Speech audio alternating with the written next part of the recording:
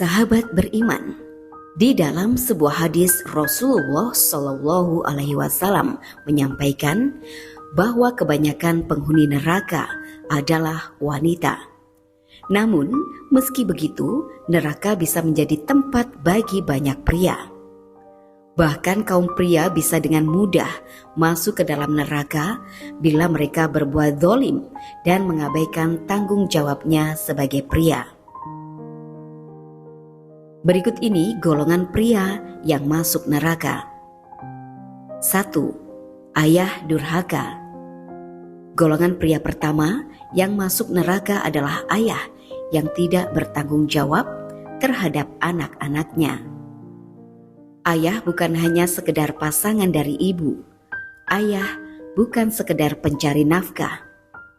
Setelah itu selesai urusan, ayah bukanlah sosok asing di rumah yang bicara seperlunya atau hanya diperlukan.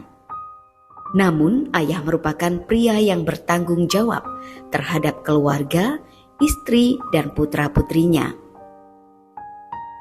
Tidak hanya bertanggung jawab terhadap kebutuhan ekonominya, tapi juga akhlaknya, pendidikan, dan keberhasilan dunia dan akhirat. Inilah pesan Rasulullah Shallallahu Alaihi Wasallam dalam sabdanya. Setiap kamu adalah pemimpin dan setiap pemimpin akan dimintai pertanggungjawaban terhadap apa yang dipimpin. Seorang lelaki adalah pemimpin bagi anggota keluarganya dan ia akan dimintai pertanggungjawaban terhadap apa yang telah dipimpinnya atas mereka. Hadis riwayat Bukhari dan Muslim.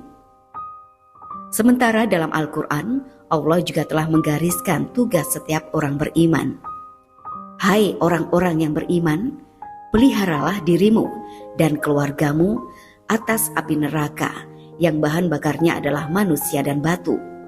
Penjaganya malaikat-malaikat yang kasar, keras, dan tidak mendurhakai Allah terhadap apa yang diperintahkannya kepada mereka yang selalu mengerjakan apa yang diperintahkannya.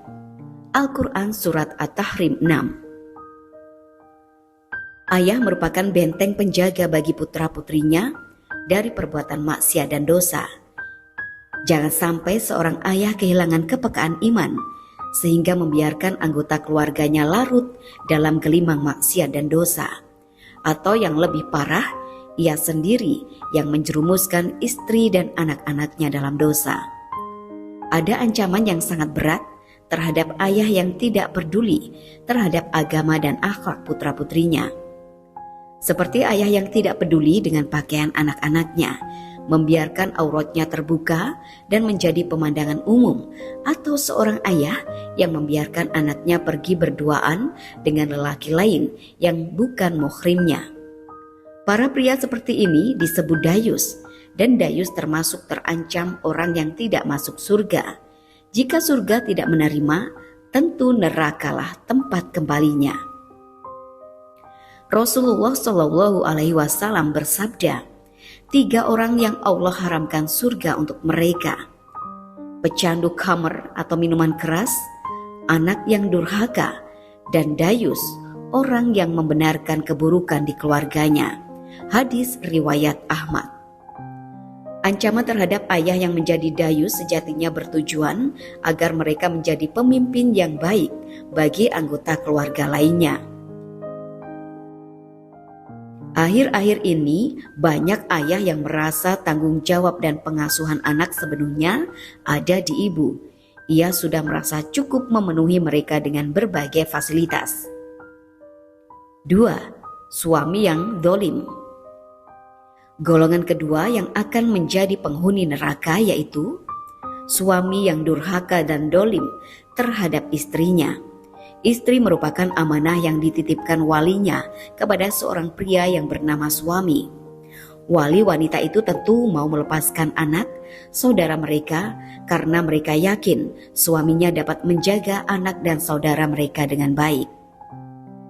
Pesan berbuat baik kepada wanita bukan saja harapan setiap wali, tetapi perintah yang jelas ditegaskan oleh Allah dan Rasul-Nya dalam kitab dan sunnah. Dan bergaulah dengan mereka secara baik, kemudian bila kamu tidak menyukai mereka, maka bersabarlah, karena mungkin kamu tidak menyukai sesuatu, padahal Allah menjadikan kepadanya kebaikan yang banyak. Al-Quran Surat An-Nisa 19. Termasuk dalam hal yang baik yaitu baik dalam bertutur kata, baik memperlakukannya, tidak bermuka masam ketika bertemu, begitu juga baik dalam nafkah. Bergaul dengan baik berarti juga kesamaan dan kesetaraan. Artinya, suami akan mendapat perlakuan baik dari istri ketika suami memperlakukan istrinya dengan baik. Bahkan suami diminta bersabar menerima kekurangan dari istrinya, juga ketika istri tidak melaksanakan kewajibannya dengan maksimal. Janganlah suami yang beriman membenci istrinya yang beriman. Jika dia tidak menyukai satu akhlak darinya, dia pasti menyukai akhlak lain darinya. Hadis riwayat Muslim. Merupakan hak istri untuk mendapatkan nafkah dari suaminya, baik itu pangannya, pakaiannya, tempat tinggalnya, dan semua keperluan yang disesuaikan dengan kemampuan suami dan status istri. Bahkan dalam hal pangan, hak istri untuk mendapatkan makanan siap santap dari suaminya. Demikian juga butuh tempat tinggal. Sebagian ahli fikih mengatakan tempat tinggal untuk istri haruslah khusus untuk istri tersebut, tidak boleh bercampur dengan keluarga lainnya. Dan jika istrinya berasal dari kalangan berada yang biasa dilayani dengan pembantu, maka haknya juga untuk mendapatkan pembantu yang disediakan oleh sang suami. Merupakan sebuah kedzaliman jika suami memiliki kelapangan ekonomi tetapi kikir terhadap istrinya, bahkan cenderung mengebiri hak-haknya. Sifat kikir amat dicela Allah dan Rasul-Nya. Apabila jika itu dilakukan terhadap orang yang berhak seperti istri. Oleh sebab itu dalam kasus suami yang mampu tapi kikir, Rasulullah Shallallahu Alaihi Wasallam memberi keringanan atas istri untuk mengambil harta suami sewajarnya, meski dengan diam-diam. Hal ini tidak dianggap pencurian karena ia memiliki hak pada harta suami. Sungguh pria sejati yang menafkahi keluarga dari keringatnya sendiri, seorang pria sejati tidak memberi beban kepada istrinya untuk mencari nafkah, apalagi sampai bergantung kepada pemberian istri. Ini mencerminkan tanggung jawab dan kepemimpinan yang lemah. Tidaklah seorang hamba dibebankan tanggung jawab oleh Allah, kemudian dia abai, melainkan dia pasti tak mencium aroma surga. Hadis riwayat Bukhari. 3. Saudara laki-laki yang tidak bertanggung jawab. Golongan laki-laki yang tidak masuk surga adalah saudara laki-laki. Sebab jika ayahnya telah tiada, tanggung jawab menjaga seorang wanita adalah saudara lelakinya, termasuk dalam hal ini paman. Jika mereka hanya mementingkan keluarganya saja, sementara adik atau keponakannya dibiarkan jauh dari ajaran Islam, maka tunggulah ancaman neraka di akhirat kelak. Saudara laki-laki memiliki kewajiban yang melekat terhadap saudara-saudara perempuannya, mulai dari mendidik, menyayangi, melindungi, dan membela mereka. Jika ayah telah wafat, maka saudara laki-laki berperan sebagai pengganti ayah, wajib memberikan nafkah kepada saudara perempuan yang belum menikah atau yang menjanda jika mereka tidak mampu. Saudara perempuan wajib mentaati dan menghormati saudara laki-lakinya. Jika janda tersebut memiliki anak, maka anak tersebut yang wajib memberikan nafkahnya adalah ayahnya. Jika ayah telah wafat, maka kakek dari ayah atau saudara dari ayah yang wajib memberi nafkah kepada anak-anak janda tersebut. Saudara laki-laki yang menelantarkan saudara perempuan, maka ia telah durhaka kepada orang tuanya. Tugas lain dari saudara laki-laki adalah menjaga harta saudara perempuannya. Jangan malah mengkhianatinya dengan merampas hartanya. Ia juga tidak boleh menghalang-halangi jika ada orang baik yang melamar saudarinya. Anak laki-laki yang tidak merawat orang tuanya. Golongan pria keempat yang masuk neraka karena gagal menjalankan tugasnya adalah anak laki-laki. Seseorang mendatangi Rasulullah Shallallahu Alaihi Wasallam seraya bertanya, "Wahai Rasulullah, siapa orang yang paling berhak untuk dipergauli secara baik?" Beliau bersabda, "Ibumu." Dia berkata, "Kemudian siapa lagi?" Beliau berkata, "Kemudian ibumu." Dia berkata, "Kemudian siapa lagi?" Beliau berkata, "Kemudian ibumu." Dia berkata, "Kemudian siapa?" Beliau berkata, "Kemudian ayahmu." Hadis riwayat Bukhari dan Muslim. Secara khusus, Islam menekankan hak ibu terhadap anak laki-laki kandungnya.